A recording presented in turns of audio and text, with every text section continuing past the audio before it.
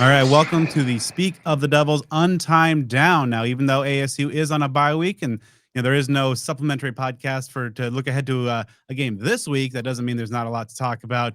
Joe Healey and I are here to break down a few of the things that we'd like to see ASU do during the home stretch, these final 3 games to close this 2025 season on a successful note. Joe, start off. What is your number one thing you want to see from the Devils over the next few weeks? ASU has to find a way to be consistent. The last 4 games have just been a pretty ridiculous roller coaster ride. Now, obviously, the most recent outing is a positive one, but the ups and downs from the Utah game to Texas Tech to Houston to Iowa State, you cannot have that back and forth because naturally that would land you in a bad spot against West Virginia. Uh, I think that rings doubly true for the fact that ASU came out atrociously from its last bye week against Utah. It was like it didn't even have a week off. And we know that Kenny Dillingham has given the players this week off of practice, and I will say that's deserved. But you put that all together, and ASU has to find a way to be not only competitive but also consistent. And the path is right there in front of them within these last 3 games. And I think that, again, that makes that echo even louder. The fact that you have a great chance to win each of these next 3 games and turn this into a fairly special season. But if you're inconsistent, as you have been this last month or so, they're going to slip up. So we need stability and consistency. My number one key is to continue that offensive balance with Jeff Sims. Now, obviously, Sam Levitt is out for the remainder of this season. Jeff Sims is going to be the guy. Now, we have seen in his previous starts that he likes to run the ball and that the first couple starts really focused on kind of just making sure he's a game manager, not making too many mistakes and being very conservative. But they shifted that focus against Iowa State, made Jeff the playmaker. And we saw kind of the good and the bad with the turnovers, but mainly the good in terms of the focus of the quarterback run game. But critically, he also showed that he's able to really press that ball and push that ball downfield. We saw big time connections with Jalen Moss, Malik McLean, Shimon Mateer, especially having a career game and having that offensive balance. I think is going to be crucial over these last 3 games because we saw opposing defense in the first couple starts whenever he's got out there really kind of stack the box. But now that it's on film that he can attack downfield, spread the ball out to the perimeter and push. I think that's going to add a very needed dimension for the Sun Devil offense against these defenses that, as Joe mentioned, or have some vulnerabilities to exploit. So I think having that offensive balance is going to be crucial. Joe, point number 2. For me, so obviously ASU's lofty goals from the preseason are still technically on the table. They still can make it to the Big 12 championship game, and obviously getting there allows you a possibility of getting back into the college football playoff. But the margin is absolutely microscopically razor thin. Now then, if ASU falls away from that goal, meaning probably if they lose one more game, they're out of that picture. If that happens, you can't let things slide away. There have been cases in the past with Arizona State where when they missed out on their ultimate goal, that things tapered off for that season. You can't have that happen. Let's say hypothetically if ASU were to lose to West Virginia, and let's say that knocks them out of the competition for the Big 12 title game, you cannot allow yourselves to sulk and have a hangover effect against Colorado, and certainly not in that final game of the season. So again, if that were to happen in any of these next couple of games, ASU still needs to keep itself at a high level of focus and execution.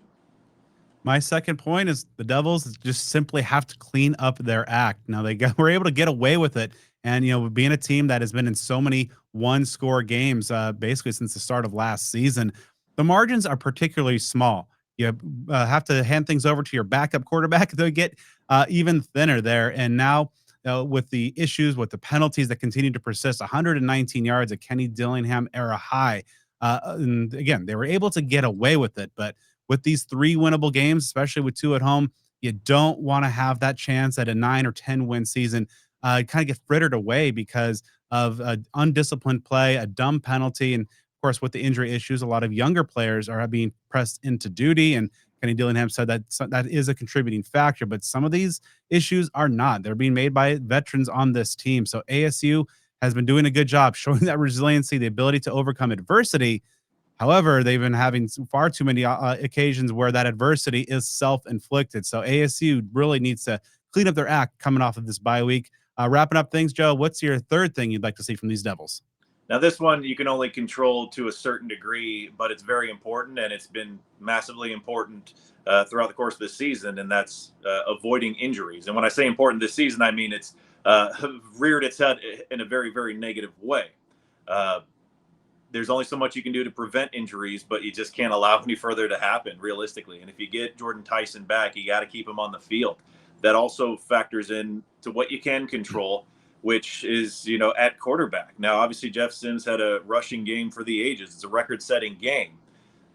But I just don't know if you're having him run the ball 30 times every single game, that's putting him in harm's way. And if he goes down, you got nothing. You got true freshmen, all due respect. So it will be, kind of curious. I don't think you can have Jeff Sims rush 120 times over the 4 games he could potentially start here. That kind of adds up, and that could subject him to some, injury situations. So again, you got to control what you can control, and perhaps taking this week off of practice was a wise way to get this team back to good health. But whether it's fingers crossed or, getting Joe Boo some rum or whatever it may be, you just can't have this team get injured, because there are still goals that are on the table. And even if you fall short of those goals, ASU can still there's still a lot to play for within the public eye. I mean, if ASU can go win 9 or even 10 games this year, even if they don't make it to the Big 12 championship game, I think that keeps a lot of momentum, within the program heading into next year, versus if they win 7 or 8 games. I feel like there's a big difference there. So, you got to control what you can control in terms of how you affect the player's health. And my third point is something that has been harped on by so many fans and so many media members and even so many people within that program: special teams. Now, of course, 9 games in, you are who you are. There's not going to be a whole lot of seismic changes coming in the coming weeks. And even with the kind of the coaching change with Charlie Regal taking the medical leave of absence, handing kind of the keys over to Jack Nudo, you can't expect a whole lot. You should be able to expect something, though. Now, Jesus Gomez has been, of course, nails mostly throughout the course of the season, but the rest of the special teams as a whole, definitely below average, if not outright disastrous at some points, whether it's the coverage, the punting, obviously an injury caveat there, just some of the return decisions, all in the penalties in recent weeks, especially, all encompassingly, kind of going back to my second point, with the margins being as thin as they are. Likely going to be some close games ahead with a backup quarterback that's going to be leading your team down the home stretch. You have to be good in that ever critical third phase of the game. It's going to be something that's crucial. It's something that ASU has been hit by several times throughout the course of the year, been able to get away with a little bit of it, but down these final 3 games, you certainly don't want to see them kind of miss that chance, as Joe talked about, at a special 9-10 win year because of a special teams execution or blunder. I think that'll do it, Joe, for this mini episode of the Untimed Down. We will be back next week as we'll be looking ahead to ASU's battle for on homecoming against West Virginia. Also, make sure to get our full podcast episode. Joe and I really dive into how the victory over Iowa State came to be and what it means going forward.